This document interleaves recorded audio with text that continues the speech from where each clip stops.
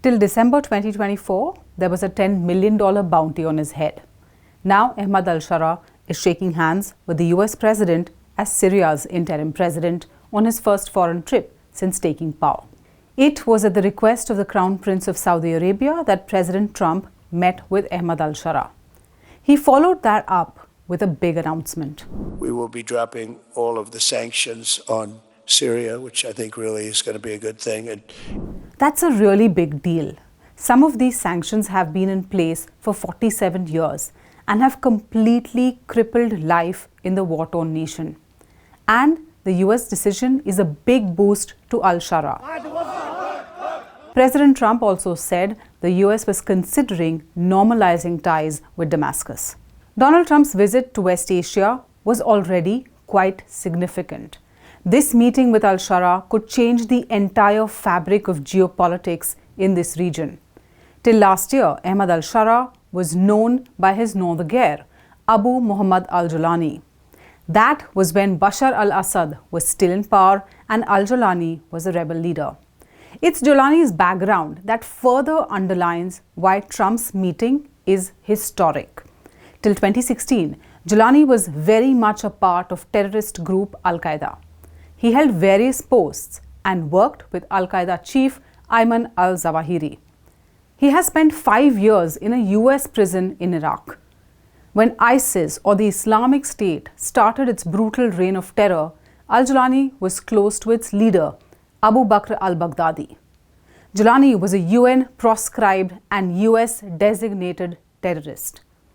In 2012, al-Jolani formed the Al-Nusra Front, which later rebranded itself as Hayat al-Sham or HTS.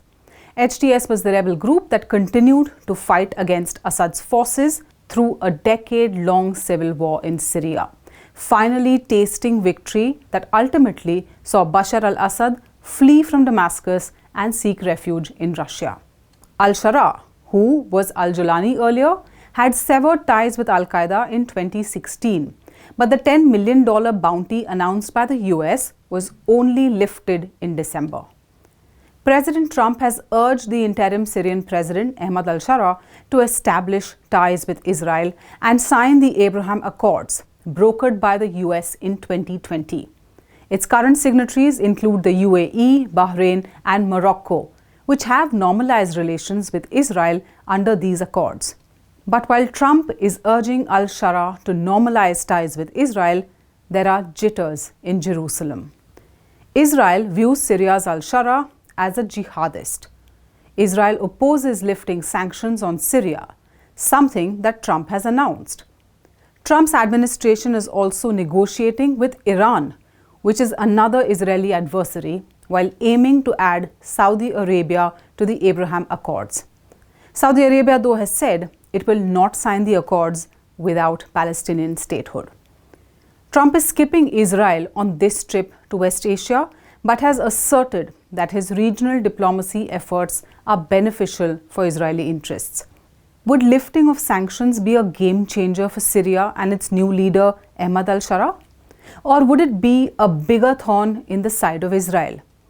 We leave you with these questions as Syria gets ready for the long road ahead. For more such stories, subscribe to SNG News. Hit the like button and follow for more such updates.